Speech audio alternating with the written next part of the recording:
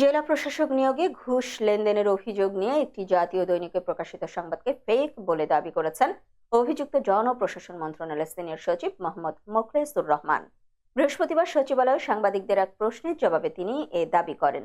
DC নিয়োগে ঘুষ লেনদেনের অভিযোগ সম্পর্কে দৃষ্টি আকর্ষণ করা হলে মোখলেসুর রহমান বলেন, ইটস এ ফেক নিউজ। প্রতিবেদনে যে স্ক্রিনশট প্রকাশ করা হয়েছে তা আইফোনের, কিন্তু তিনি স্যামসাং ফোন ব্যবহার করেন বলেও দাবি করেন সিনিয়র সচিব। যে খবর প্রকাশিত হয়েছে সেটা নিয়ে আপনার প্রতিক্রিয়া কি? এ প্রশ্নের জবাবে তিনি বলেন, আমি মধ্যবিত্ত পরিবারের মানুষ। সরকার যে টেলিফোন দিয়েছে সেটাও আমি ব্যবহার করি না।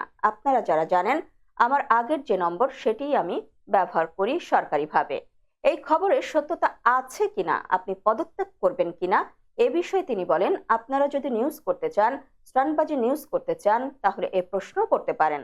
এতদিন আমার সঙ্গে কাজ করেছেন, বিন্দু বিসর্গ যেখানে সত্যতা নেই।